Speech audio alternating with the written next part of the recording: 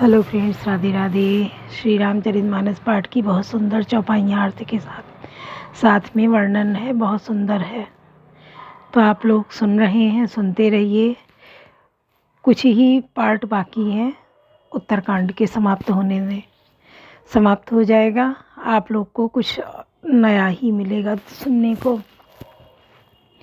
कि हमारे समाज में पढ़े लिखे लोग कितने बेरोज़गार हैं, और जो हैं भी तो वो प्राइवेट जॉब तो बहुत लोग कर रहे हैं, लेकिन जो प्राइवेट टीचर हैं सबसे ज़्यादा शोषण प्राइवेट टीचर का हो रहा है।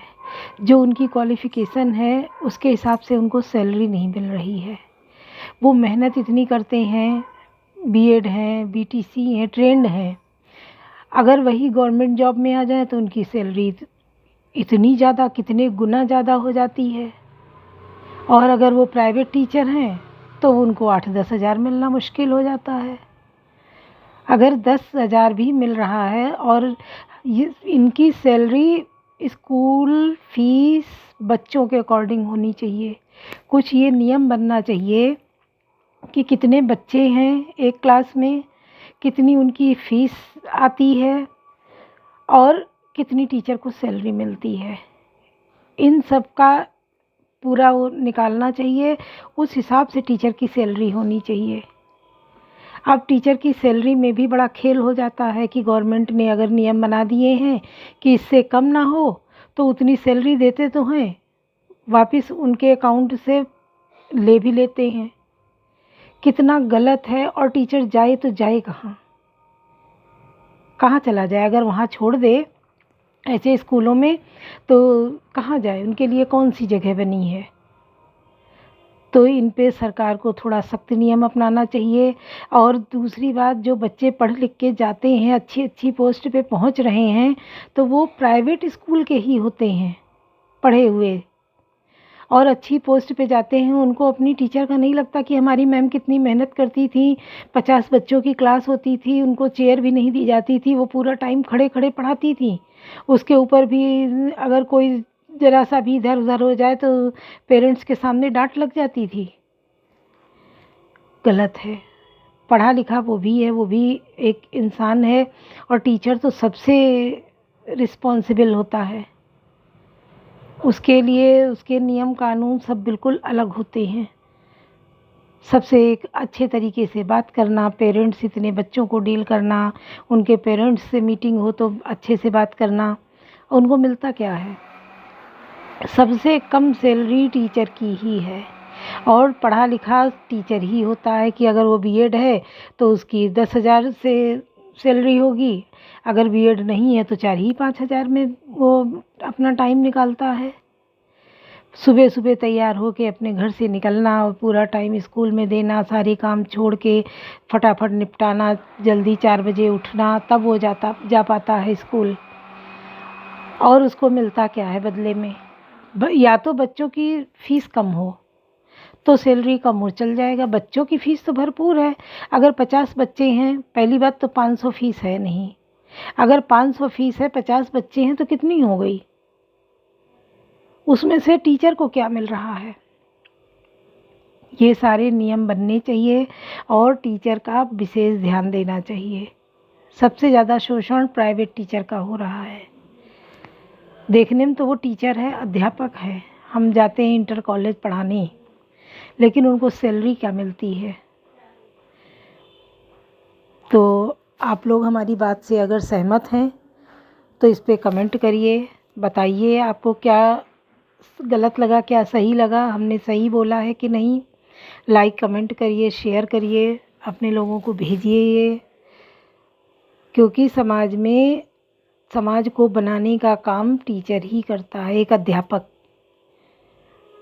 खैर, अब तो जब सरकार बदली है, ध्यान दिया गया है, तो हमारे सरकारी स्कूलों में भी, प्राइमरी सेक्शन में भी बहुत अच्छे से बच्चे पढ़ाए जा रहे हैं, और बहुत नियम कानून बदल गए हैं। तो प्राइमरी स्कूल टीचर वो तो पहले से होना चाहिए था, जो अब हो रहा है।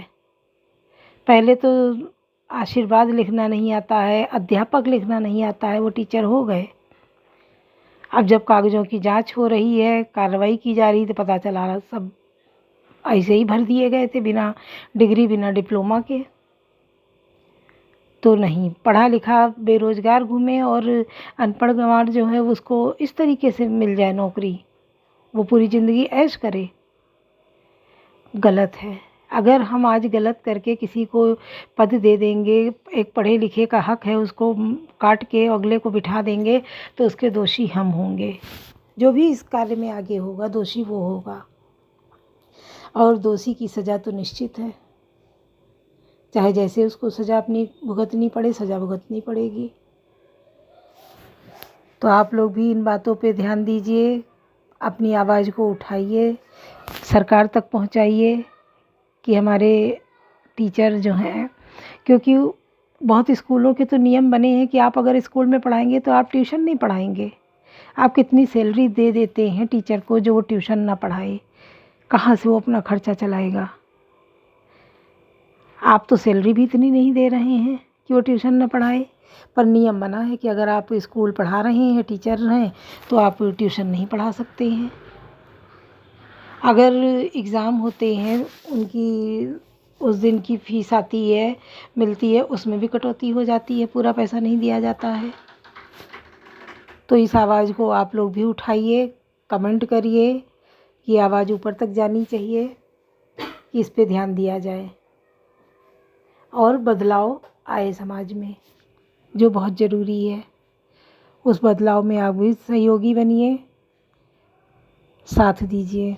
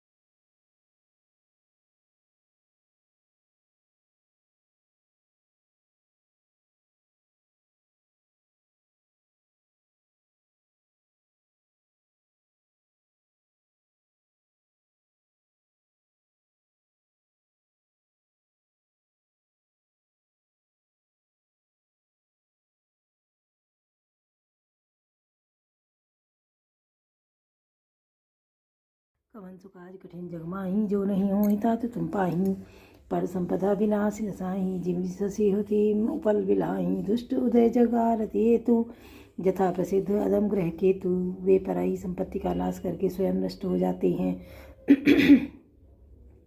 जैसे खेती का नाश करके ओले नष्ट हो जाते हैं। दुष्ट का अभ्युदय उन्नति प्रसिद्ध अधम ग्रह केतु के उदय की भांति जगत के दुख के लिए ही होता है। संत उदय संतत सुखकारी, विश्व सुखद जिम इंदु तमारी। परम धर्म श्रुति विदित अहिंसा, पर निंदा सम अग्न गरीसा। और संतों का अभ्युदय सदा ही सुखकर होता है। जैसे चंद्रमा और सूर्य का उदय विश्व भर के लिए सुखदायक है। वेदों में अहिंसा को परम धर्म माना है, और पर निंदा के समान भारी पाप नहीं है। हर गुरु निंदक दादुर होई, जन्म शास्त्र पावतन सोई। द्विज निंदक बहु नरक भोग कर, जग जन्मई बायस शरीर धरी। शंकर जी और गुरु की निंदा करने वाला मनुष्य अगले जन्म में मेढक होता है, और वह 1000 जन्म तक वहीं मेढक का शरीर पाता है। ब्राह्मणों की निंदा करने वाला व्यक्ति बहुत से नरक भोग कर फिर जगत में कौवे का शरीर धारण करके जन्म लेता है। सुर श्रुति निंदक जय अभिमानी, रव रव नरक पर ते प्राणी होई। ओ लोक संत निंदारत, मोह निशा प्रिय ज्ञान भानुगत। जो अभिमानी जीव देवताओं और वेदों की निंदा करते हैं, वे रव रव नरक में पड़ते हैं। संतों की निंदा में लगे हुए लोग उल्लू होते हैं, जिन्हें मोह रूपी रात्रि प्रिय होती है, और ज्ञान रूपी सूर्य जिनके लिए बीत गया अस्त हो गया रहता है। सब कह निंदा जे जड़ करही, ते चमगादुर होई अवतरही। सुनौ तात अब मानस रोगा, जिनते दुख पावही सब लोगा। जो मूर्ख मनुष्य सबकी निंदा करते हैं, वे चमगादड़ होकर जन्म लेते हैं। हे तात अब मानस रोग सुनिए, जिनसे सब लोग दुख पाया करते हैं। मोह सकल व्याधिन कर मूला तिनते पुण्य उपजई बहुसूला काम बात कप लोभ पारा को क्रोध पित्त नित छाती जारा। सब लोगों की जड़ मोह ज्ञान और व्याधियों से फिर और बहुत से सूल उत्पन्न होते हैं। काम बात है, लोभ अपार बढ़ा हुआ कफ है, और क्रोध पित्त है जो सदा छाती जलाता रहता है। प्रीति करें जो तीनों भाई उपजई सन्निपात दुखदाई। विषय मनोरथ दुर्गम नाना ते सब सूल नाम को जाना। यदि कहीं ये तीनों भाई बात पित्त और कफ प्रीति करने मिल जाए तो दुखदायक सन्निपात रोग उत्पन्न होता है। कठिनता से प्राप्त पूर्ण होने वाले जो विषयों के मनोरथ हैं वे ही सब सूल कष्टदायक रोग हैं, जिनके नाम कौन जानता है, अर्थात वे अपार हैं। ममता दादु कंडु ईर्षाई हरद विषाद ग्रह बहुताई। पर सुख देखी जनन सोई छई कुष्ठ दुष्टता मन कुटिलई। ममता दाह है, ईर्ष्या डाह खुजली है, हर्ष विषाद गले के रोगों की अधिकता है। गलगंड कंठमाला या गेगा आदि रोग हैं। पराये सुख को देखकर जो जलन होती है वही छई है। दुष्टता और मन की कुटिलता ही कोढ़ है। अहंकार अति दुख डमरुआ दम्भ कपट मदमान नेहरुआ। तृष्णा उदर वृद्धि अति भारी त्रिविध ईशना तरुण तिजारी। अहंकार अत्यंत दुख देने वाला डमरू गांठ का रोग है। दंभ कपट मद और मान नेहरुआ नसों का रोग है। तृष्णा बड़ा भारी, उदर वृद्धि जलोदर रोग है। 3 प्रकार पुत्र धन और मान की प्रबल इच्छाएं प्रबल तिजारी है। जो विधि ज्वर मत्सर अविवेका। कहाँ लगे कहाँ को रोग अनेका। मत्सर और अविवेक 2 प्रकार के ज्वर हैं। इस प्रकार अनेकों बुरे रोग हैं जिन्हें कहाँ तक कहूँ। कवन सुकाज कठिन जगमाही जो नहीं हो हितात तुम पाही। एक व्याधि बस नर मरही ए असाधि बहु व्याधि। पीड़ित तंत जीव कहूँ सो कि मिलाए समाधि। कवन सुकाज कठिन जगमाही जो नहीं हो हितात तुम पाही। एक ही रोग के बस होकर मनुष्य मर जाते हैं, फिर ये तो बहुत से असाध्य रोग हैं। ये जीव को निरंतर कष्ट देते रहते हैं। ऐसी दशा में वह समाधि शांति को कैसे प्राप्त करें। कम नेम धर्म आचार तप ज्ञान यज्ञ तप जान। बेसज पुण्य कोटिन नहीं रोग जाहि निर्जान। कवन सुकाट काज कठिन जग माही जो नहीं हो तात तुम पाही। नियम धर्म आचार उत्तम आचरण तप ज्ञान यज्ञ जप दान और तथा और जो भी करोड़ों औषधियाँ हैं, परंतु हे गरुण जी उनसे ये रोग नहीं जाते। यही विधि सकल जीव जग रोगी। शोक रस भय प्रीति वियोगी। मानस रोग कछुक मय गाये हैं सबके लखि विरलन पाए। इस प्रकार जगत में समस्त जीव रोगी हैं, जो शोक हर्ष भय प्रीति और वियोग के दुख से और भी दुखी हो रहे हैं। मैंने ये थोड़े से मानस रोग कहे हैं, ये हैं तो सबको, परंतु इन्हें जान पाए कोई विरले ही। जान लेते चीजें कछु पापी नाश न पावे जन परितापी। विषय को पथ्य पाई अंकुरे मुनि हृदय का नर बापुरे। प्राणियों को जलाने वाले ये पापी रोग जान लिए जाने से कुछ क्षीण अवश्य हो जाते हैं, परंतु नाश को नहीं प्राप्त होते। विषय रूप को पथ्य पाकर ये मुनियों के हृदय में भी अंकुरित हो उठते हैं। तब बेचारे साधारण मनुष्य तो क्या चीज़ हैं। राम कृपा नासहि सब रोगा जो यही भांति बने संजोगा। सदगुरु वैद्य वचन विश्वासा संयम या न विषय कयासा।